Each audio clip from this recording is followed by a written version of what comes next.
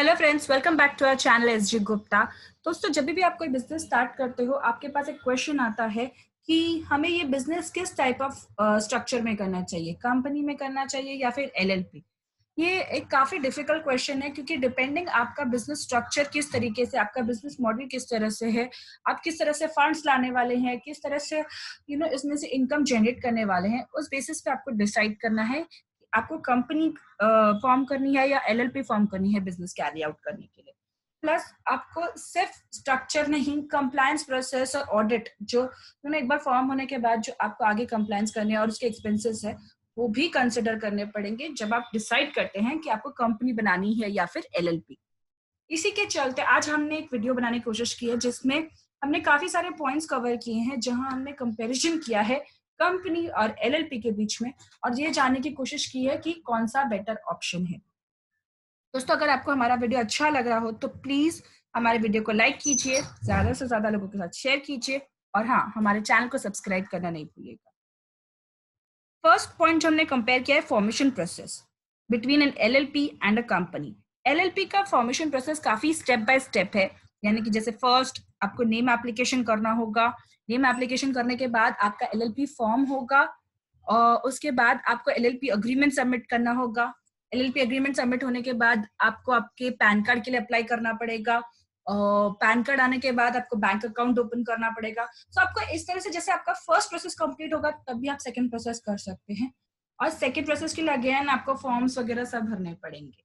फिर इस एक कंपनी के अंदर अगर मैं कंपेयर करने जाऊं तो कंपनी में आपका एक ही फॉर्म के थ्रू आपका काफी सारे प्रोसेस के लिए सेम टाइम पे एप्लीकेशन हो सकता है।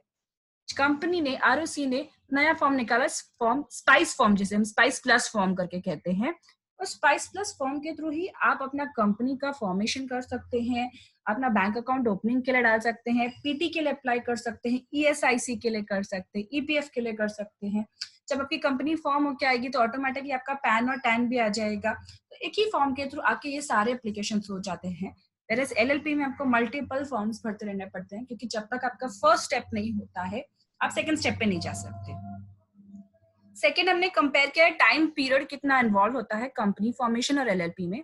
एलएलपी में कम से कम मिनिमम 20 to 30 डेज जाते हैं, वेयरएज कंपनी में 7 to 15 डेज के अंदर ही कंपनी फॉर्म होके कंप्लीट हो जाती है। Connectivity between the directors and the share holders. तो अगर हम एलएलपी में देखने जाएंगे तो डेजिग्नेटेड पार्टनर्स जिसको हम कहते हैं वही कॉन्ट्रीब्यूटर्स भी होते हैं एलएलपी में। एलएलपी में कोई शेयर होल्डर्स नहीं होते, वहां पर जो भी एलएलपी के अंदर कॉन्ट्रीब्यूशन करता है फॉर्म करने के लिए उसे कॉन्ट्रीब्यूटर्स कहा जाता है।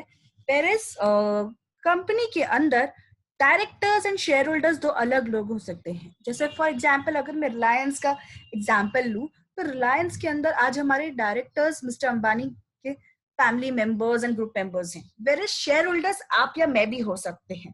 तो जरूरी नहीं है कि डायरेक्टर शेयर होल्डर हो या फिर शेयर होल्डर डायरेक्टर हो कंपनी के अंदर। आप शेयर होल्डर्स किसी को भी बना सकते हैं कंपनी में, बट और कंट्रोल अपने पास रख सकते हैं as way of directors. LLP के अंदर आपके कॉन्ट्रीब्यूटर्स ही डेजिग्नेटेड पार्टनर्स होते हैं। अब नेक्स्ट पॉइंट हमने कंपेयर किया है कंट्रीब्यूशन। कंट्रीब्यूशन एलएलपी के केस में अगर आप जब एक एलएलपी एग्रीमेंट फॉर्म करते हो आपको बताना पड़ता है कि आप कितने कंट्रीब्यूशन से ये एलएलपी स्टार्ट कर रहे हैं। अब मान लीजिए अगर आपने 50 लाख से कंट्रीब्यूशन अपना मेरा एलएलपी एग्रीमेंट स्टार्ट किया, अब अगर आपको 50 लाख से जब भी इंक्रीज करना होगा आपको हर बार एक एलएलपी एग्रीमेंट का एडेंडम बनाना पड़ेगा, उसे फाइल करना पड़ेगा गवर्नमेंट के पास, और आपका कंट्रीब्यूशन इंक्रीज करना पड़ेगा। फिर इस कंपनी के केस में authorised capital and paid up capital होता है। आप ऑथराइज्ड कैपिटल चाहे तो एक बार में ही बढ़ा सकते हैं, 50 लाख से मान लीजिए आपने 1 करोड़ कर दिया है, एंड पेड अप कैपिटल यानी कि आपको ऑथराइज किया गया है 1 करोड़ के लिए, एंड पेड अप कैपिटल यानी कि आपका पे किया हुआ अमाउंट आपको जब जब पे करना है आप तब तक पे करके आपको एक सिर्फ शेयर अलॉटमेंट फॉर्म फाइल करना रहता है कंपनी के साथ। तो दोनों में कंप्लायंसेस हैं LLP as well as company में, बट एलएलपी में आपका मान लीजिए आप जो ऑथराइज्ड और पेड अप है एलएलपी के केस में वो सेम रहेगा, यानी कि आपका कंट्रीब्यूशन जितना है उतना ही actual contribution by all the partners है एलएलपी के केस में। पर इस कंपनी के केस में आपका ऑथराइज्ड और पेड अप कैपिटल अलग अलग हो सकता है। ऑथराइज मतलब आपको इतना परमिशन है गवर्नमेंट के पास से, अथॉरिटी है कि आप इतना कैपिटल रख सकते हैं, वेरस पेड अप मतलब इतना आपका कैपिटल ऑथोराइज में से पेड अप है, यानी कि इतना पैसा आ चुका है शेयर होल्डर्स से। ऑडिट एंगल से अगर मैं देखूं तो टैक्स ऑडिट दोनों ही केसेस में एलएलपी और कंपनी में एप्लीकेबल है अगर आपका टर्नओवर 5 करोड़ के ऊपर जा रहा है तो। बट एलएलपी के केस में अगर मेरा टर्नओवर 40 लाख के ऊपर जा रहा है तो as per the Indian LLP act मुझे एलएलपी ऑडिट करना कंपलसरी है। वेरएज कंपनी के केस में इररिस्पेक्टिव मेरा कोई भी टर्नओवर हो, अगर मैं लॉस में भी कर रही हूँ, मेरी कंपनी ने कोई ट्रांजैक्शन नहीं किया, मुझे कंपलसरी स्टैट्यूटरी ऑडिट करना पड़ेगा। सो ये एक एडिशनल कंप्लायंसेस है जहां अगर आप कंपनी खोल रहे हैं तो आपको आपने कोई ट्रांजैक्शन नहीं भी किया हो तो भी आपको स्टैट्यूटरी ऑडिट करना पड़ेगा। वेरएज एलएलपी के केस में अगर आपका टर्नओवर 40 लाख के ऊपर जा रहा है तो ही आपको एलएलपी ऑडिट करना पड़ेगा, वरना आपको एलएलपी में कोई ऑडिट एप्लीकेबल नहीं होगा जब तक आपका टर्नओवर 5 सीआर तक नहीं पहुंचता। अगर 5 सीआर पहुंच गया तो दोनों को टैक्स ऑडिट तो एप्लीकेबल है ही। सो कंपनी में ये एक एडिशनल कंप्लायंसेस है जहां अगर आपका बिजनेस नहीं भी कर रहे हो आप या फिर 40 लाख तक हो तो आपको स्टैट्यूटरी ऑडिट एप्लीकेबल होगा। अभी कंप्लायंसेस अंडर आरओसी, ये कंपलसरी कंप्लायंसेस हैं जो आपको आरओसी में एनुअली करने पड़ते हैं, यानी कि साल में एक बार। तो दोनों के केसेस में आपको दो दो फॉर्म्स फाइल करने पड़ते हैं जो आरओसी को इंटीमेट किया जाता है कि ये आपका बिजनेस है, ये आपका इनकम है, ये आपके बुक्स ऑफ अकाउंट्स हैं। अब नेक्स्ट पॉइंट हमने कंपेयर किया है tax rate, that's income tax rate. अगर एलएलपी में मैं देखूं तो एलएलपी क्योंकि एक हाइब्रिड है पार्टनरशिप फॉर्म और कंपनी का, तो उसको जो पार्टनरशिप के लिए टैक्स रेट एप्लीकेबल है दैट इज 30%, वो टैक्स रेट एलएलपी के लिए भी एप्लीकेबल है। तो एलएलपी में आप जितना भी प्रॉफिट कमाते हो उसके ऊपर 30% प्लस सेस एंड सरचार्ज अगर एप्लीकेबल है तो उतना टैक्स रेट लगेगा। वेरस कंपनी के केस में आपका टैक्स रेट बिटवीन 22 to 25% ही रहेगा। तो ये एक प्लस पॉइंट है कंपनी के केस में, जहां पर आपका डिफरेंस अगर मैं 25 भी कंसिडर करती हूँ तो आप 5% टैक्स लाइबिलिटी सेव कर रहे हैं इन case of A company. Removal of profits, अगर आप एलएलपी में से प्रॉफिट अपना निकाल रहे हैं तो क्योंकि इस प्रॉफिट के ऊपर एलएलपी ऑलरेडी टैक्स पे कर चुकी है, जब ये पार्टनर्स के बीच में डिस्ट्रीब्यूट होगा पार्टनर्स को कोई टैक्स पे करने की जरूरत नहीं है इसके ऊपर। बट कंपनी के केस में ये प्रॉफिट रिजर्व्स में ट्रांसफर हो जाता है एंड रिजर्व्स में से ये डिविडेंड करके डिस्ट्रीब्यूट होता है। अब डिविडेंड के ऊपर क्योंकि ये एक शेयर होल्डर जिसने कोई कंट्रीब्यूशन नहीं किया है कंपनी में, बस क्योंकि वो शेयर्स ओन करते हैं उस कंपनी के, उनको इस डिविडेंड पे भी अपनी स्लैब रेट के हिसाब से इनकम टैक्स पे करना पड़ता है। तो this is a negative point in case of a company. And यहाँ पर प्लस पॉइंट एलएलपी का है कि अगर एलएलपी में टैक्स ऑलरेडी पे हो चुका है, तो जो रिसीवर एंड है यानी कि जो डेजिग्नेटेड पार्टनर्स है उनको उस पर टैक्स पे करने की जरूरत नहीं है। फिर इस कंपनी के केस पे उस टैक्स पे कंपनी भी पे कर रही है एंड एज एन इंडिविजुअल आप भी पे कर रहे हैं उस पर टैक्स। नेक्स्ट पॉइंट है रेम्यूनरेशन टू डायरेक्टर्स, क्योंकि जैसे मैंने कहा एलएलपी एक पार्टनरशिप फर्म का हाइब्रिड है, पार्टनरशिप फर्म एंड कंपनी का। एलएलपी के केस में there is a limitation on the amount of remuneration the directors can withdraw.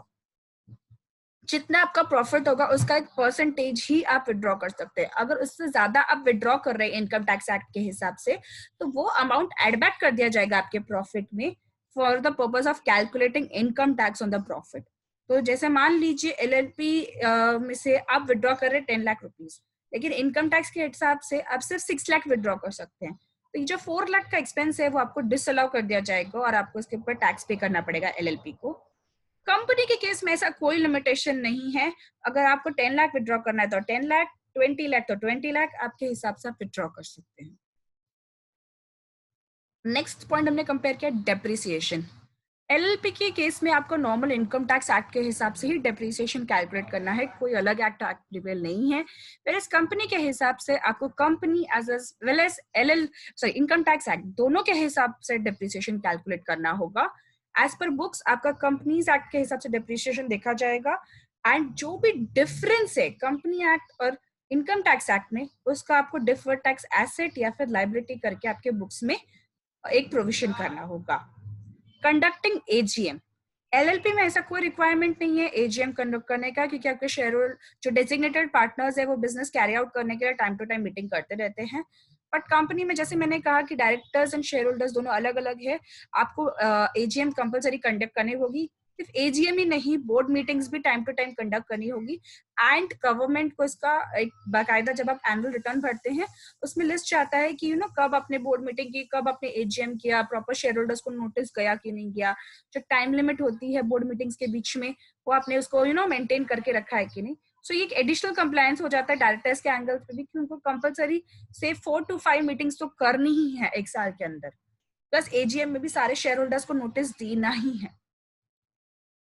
Presentation of books of accounts in case of an LLP and an all, इसमें normal applicable है partnership firm के लिए जो है, whereas यहाँ पर company में आपका structure of maintenance of books of accounts presentation थोड़ा अलग हो जाता है। कॉस्ट ऑफ फॉर्मेशन अगर मैं देखूं तो एलएलपी भले टाइम ज्यादा लेती है, but cost wise LLP is more cheaper as compare to a company. Investment, अगर सपोज एलएलपी के केस में अगर किसी को भी इन्वेस्टमेंट लाना चाहता है जो परमानेंट इन्वेस्टमेंट है, तो उसे कंपलसरी डेजिग्नेटेड पार्टनर बन के आना पड़ेगा। फिर इस कंपनी के केस में आप उसे शेयर होल्डर्स भी करके ला सकते हो, जहां पर आपको सिर्फ उसका पैसा मिल जाएगा, वो शेयर्स, और उन्हें शेयर्स देने हैं, और वो कंपनी के डिसीजंस एंड में इंटरफियर नहीं करेंगे, क्योंकि फाइनली इसका कंट्रोल आपके डायरेक्टर के पास ही रहेगा, शेयर होल्डर के पास नहीं रहेगा। Immediate compliance on a formation, LLP के केस में जैसे मैंने कहा था स्टेप बाय स्टेप है, तो फॉर्म होने के बाद आपको इमीडिएटली कोई कंप्लायंस नहीं करना है, क्योंकि वो कंप्लायंस आप ऑलरेडी कर चुके हो during the process of formation. इस कंपनी के केस में आपको फॉर्मेशन के बाद इमीडिएटली एक ऑडिटर को अपॉइंट करना है with in 1 month of formation of a company. KYC, आज अगर आप कोई पार्टनर हो एक एलएलपी में या फिर एक कंपनी के अंदर डायरेक्टर हो, तो आपको कंपलसरी आपको केवाईसी करना है। वेरेज अगर आप कंट्रीब्यूटर हो एलएलपी के अंदर तो भी आपको केवाईसी करना है, क्योंकि मैंने जैसा आपको कहा अगर आप कंट्रीब्यूटर हो एलएलपी में तो आप ऑटोमेटिकली डेजिग्नेटेड पार्टनर भी बन जाते हो।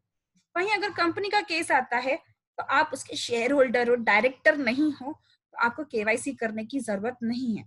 कंपनी के केस में सिर्फ डायरेक्टर्स को ही केवाईसी करना है। दोस्तों ये था हमारा comparison between a company and LLP. हमने कोशिश किया है हम ज्यादा से ज्यादा पॉइंट्स कवर कर सकें। फिर भी अगर कोई पॉइंट्स हमने मिस कर दिया या फिर आप डिस्कस करना चाहते हैं हमारे साथ इस पॉइंट पे कि कंपनी होना चाहिए एलएलपी, आप हमारे कमेंट सेक्शन में नीचे लिख सकते हैं, हम कोशिश करेंगे उनका रिवर्ट करने के लिए। प्लस आप हमें फॉलो भी कर सकते हैं हमारे social media handles LinkedIn, Facebook, Twitter and Insta पे। Thank you.